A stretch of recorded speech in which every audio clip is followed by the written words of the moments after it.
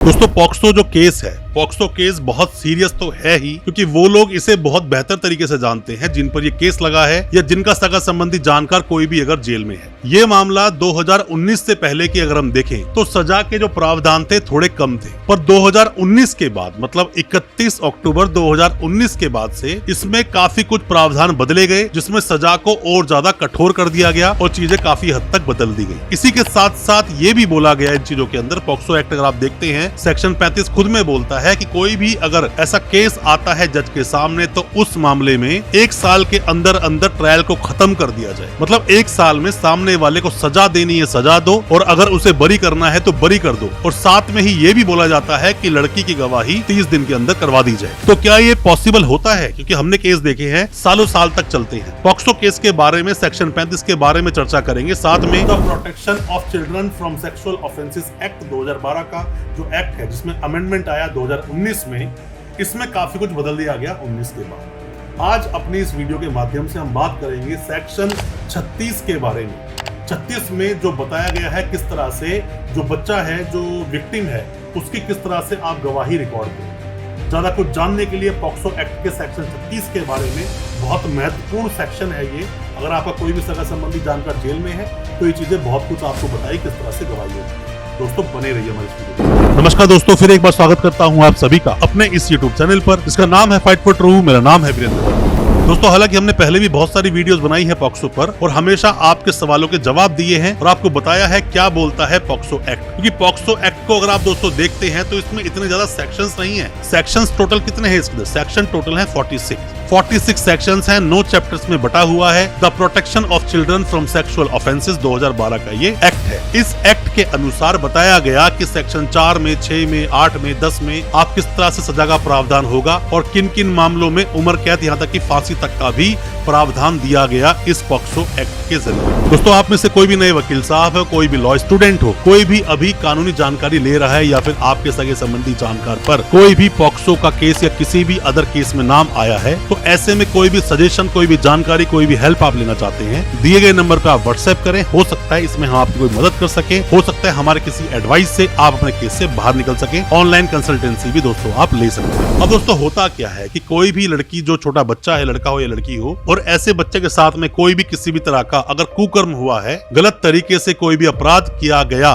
गलत तरह की कोई भी अगर हरकत की है किसी भी व्यक्ति ने ऐसे बच्चों के साथ में, तो सेक्शन 35 ये बोलता है कि जो पीरियड है, जो एविडेंस को रिकॉर्ड करने का जो पीरियड है छोटे बच्चे का, जो आप एविडेंस लेते हो और जो केस का डिस्पोजल होगा, उसके बारे में बताया गया। क्या बताया गया कि कोई भी जो बच्चा होगा, जो छोटा बच्चा है जिसके साथ ये घटना घटित हुई है, उसकी स्टेटमेंट 30 डेज के अंदर अंदर जो स्पेशल कोर्ट होगा वो ले लेगा कॉग्निजेंस लेने के बाद। मतलब कॉग्निजेंस कोर्ट ने ले लिया तो 30 दिन के अंदर अंदर गवाही करवा दो बच्चे की। अब दोस्तों मैं आपसे सवाल पूछता हूँ, अगर आप में से किसी भी ऐसे व्यक्ति का पॉक्सो केस हुआ है या सगे संबंधी जानकार का पॉक्सो केस हुआ है, तो बड़ा क्लियरली आपने देखा होगा कि आपके मामले में 6, 7, 8 महीने, साल भर हो गया और अभी तक भी बच्चे की गवाही नहीं हुई, या कई बार उस बच्चे को बुलाया गया, बच्चा गवाही देने के लिए नहीं आया। तो 30 दिन का प्रावधान क्या यहाँ फिट बैठता है? नहीं। तो ऐसे में ही देखते हुए कई बार ऐसा हुआ है पहले भी कि लोगों ने इसमें डिफॉल्ट बेल डाली है। डिफॉल्ट बेल क्या बोलते हैं दोस्तों? बोलते हैं कि जितने भी मामले होते हैं 10 साल की सजा से ज्यादा वाले मामले या फिर उम्र कैद या फांसी के मामले, ऐसे मामलों में 90 डेज में चार्जशीट लग जानी चाहिए। और साथ में ही जितने भी मामले 10 साल की सजा से कम वाले मामले होते हैं उसमें 60 दिन में चार्जशीट लग जानी चाहिए, वरना तो आप यहाँ पर 167 सीआरपीसी में या फिर 187 जो अब बीएनएसएस कानून आया उसमें आप डिफॉल्ट बेल लगा सकते हैं और उसमें बेल देनी ही पड़ेगी, मैंडेट प्रोविजन होता है। पर क्योंकि 30 डेज का यहाँ टाइम लिखा हुआ था कि 30 दिन में बच्चे गवाही करवा दी जाए, तो ऐसे में भी लोग डिफॉल्ट बेल की फरियाद लगाया करते थे, बट ऐसे में बेल इजीली उन्हें मिलती नहीं थी। तो इसमें जो सेक्शन 35 में बोला गया, पहले पॉइंट में जो बोला गया इसके अंदर, वो यही बोला गया कि 30 डेज के अंदर अंदर बच्चे की गवाही करवा ली जाए। और दूसरे पॉइंट में दोस्तों यहाँ पे क्या बोला गया? ये बोला गया जो केस है, केस को पूरी तरह से डिस्पोजल कर दिया जाए, मतलब कि केस का ट्रायल खत्म कर दिया जाए 1 साल के अंदर अंदर। तो 1 साल में ट्रायल खत्म कर देना कोई ये इजी टास्क नहीं है। और आप में से कई लोग जानते होंगे कई सारे मामले 5-5, 6 साल, 7-8 साल से चल रहे हैं, पर अभी तक भी उस केस का डिस्पोजल हुआ नहीं है। पर अगर आप कंप्लेनेंट की तरफ से हो और आप एक ऐसी एप्लीकेशन मूव कर दें यहाँ पर अपने ट्रायल कोर्ट में या फिर हाई कोर्ट या सुप्रीम कोर्ट में कि मेरा मामला इतने वक्त से चल रहा है और अभी तक भी उस केस को खत्म नहीं किया गया, बहुत डिले चल रहा है, तो दोस्तों ऐसे में हाई कोर्ट या सुप्रीम कोर्ट ऐसा एक ऑर्डर इशू कर देगा कि इस केस का जल्द से जल्द निपटारा किया जाए, जितना जल्दी हो सके इस केस को खत्म किया जाए, एक्सपेडाइट किया जाए। तो ये भी प्रावधान है आपके पास। तो ऐसे में कोई भी जो एक्यूज है वो नहीं चाहेगा कि मेरा ट्रायल फटाफट से खत्म कर दिया जाए। कई बार न्यूज़पेपर आपने पढ़ा होगा कि विद इन 3 मंथ 6 मंथ 1 साल के अंदर केस का निपटारा कर दिया गया, सजा दे दी गई। पॉक्सो में सजा दोस्तों बहुत होती है। आपकी छोटी सी गलती, आपकी थोड़ी सी गलती, आपने केस को सीरियस नहीं लिया या केस के बारे में नहीं जाना, सजा होगी। सालों साल आप जेल में रहोगे, जल्दी से आप बाहर नहीं आ पाओगे। अपील लगाओगे, हाई कोर्ट जाओगे, सुप्रीम कोर्ट जाओगे, कोई फायदा इन चीजों का है नहीं। बेहतर है जब ट्रायल चल रहा है तभी अपने केस पर ध्यान दे लें ताकि आपको सजा न हो। दोस्तों हालांकि पॉक्सो जो मामले होते हैं, पॉक्सो जो एक्ट है ये, इसमें जब वकील साहब केस लड़ते हैं, अगर कोई भी वकील साहब पहली बार इसमें केस लड़ रहे हैं तो उनके सामने समस्याएं होंगी ही होंगी। क्यों होंगी? क्योंकि इसमें जो गवाही होती है बच्चे की वो बाकी गवाहियों की तरह नहीं होती है। जैसे आप कोर्ट में चले गए, गवाह सामने खड़ा है, आपने सवाल पूछने शुरू कर दिए, ऐसा नहीं होता। इसका तरीका बहुत ही अलग है।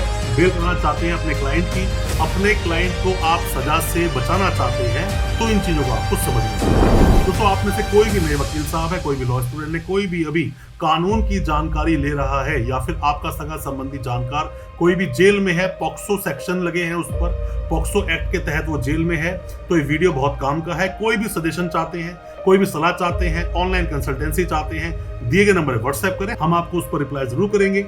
हो सकता है हमारे किसी रिप्लाई से आप अपने केस से बाहर निकल। सेक्शन 36 दोस्तों क्या बोलता है? बोलता है चाइल्ड नॉट टू सी, मतलब जो चाइल्ड है, प्रोसिक्यूट्रिक्स है, जो वो बच्चा है, विक्टिम है, वो एक्यूज को नहीं देखेगा। टेस्टिमनी जब होगी बच्चे की, टेस्टिफाइंग जब किया जा रहा है बच्चे को, मतलब कि एक बच्चा गवाही देने के लिए कोर्ट में आया तो जो एक्यूज है, जिसने उसके साथ वो कृत्य किया है या फिर जिसका भी नाम आया है ऐसे में पॉक्सो केस में, तो ऐसे में जो बच्चा है वो उस एक्यूज को ना देखे, ये जिम्मेदारी होगी कोर्ट की, किस तरह से उसे प्रोड्यूस किया जाए। तो दिल्ली के जितने भी कोर्ट्स हैं, आपने अक्सर देखा होगा, दिल्ली क्या पूरे देश में कानून है, तो आपने देखा होगा कि जब भी गवाही होती है छोटे बच्चे की तो उसको या दूसरे रूम में बिठाते हैं और स्क्रीन पर वो बच्चा आ रहा होता है, जिसको भी देख पाते हैं आपके वकील साहब, मतलब एक्यूज के वकील साहब, जज साहब, पीसी साहब, उसे आप स्क्रीन पे देख सकते हैं। बट वो बच्चा नहीं देख सकता, हम सब वो बच्चा नहीं देख सकता। उस एक्यूज को इसी बात का ध्यान रखा जाता है। अब मान लीजिए किसी को क्रॉस करना है, मर्डर केस है, 307 का केस है, रेप केस है, इन सब मामलों में जब हम किसी को क्रॉस करते हैं तो हमारे सामने ही खड़ा होता है वो विक्टिम जिसे हमें क्रॉस करना है। बट पॉक्सो में ऐसा होता ही नहीं। जब पॉक्सो में ऐसा है नहीं, वो स्क्रीन के उस पार है, तो ऐसे में सवाल पूछना और ज्यादा मुश्किल हो जाता है किसी भी वकील साहब के लिए। यहाँ पर उनकी एक्सपर्टीज, यहाँ पर उनकी काबिलियत सामने आती है, कितने केस उन्होंने लड़े हैं, कितने तरह के ऐसे उन्होंने क्रॉस किए हैं, ये सब तब सामने आता है। अब कई सारी जगह पर आप देखोगे, कई सारे जो आप स्टेट्स में जाते होंगे तो वहाँ कई बार पर्दे के पीछे भी बच्चे को बिठाया जाता है, जहाँ पर ये स्क्रीन का या दूसरे सॉल्यूशंस जहाँ पर नहीं होते वहाँ बच्चे को पीछे भी बिठाया जाता है, पर फिर भी वो बच्चा एक्यूज को ना देख पाए, इस बात का विशेष रूप से ध्यान रखा जाता है। साथ में दोस्तों वकील साहब को पता होना चाहिए क्या सवाल मुझे नहीं पूछने हैं। ऐसे में कहीं ये ना हो जाए कि आप ही खुद अपने क्लाइंट को सजा करवा दें।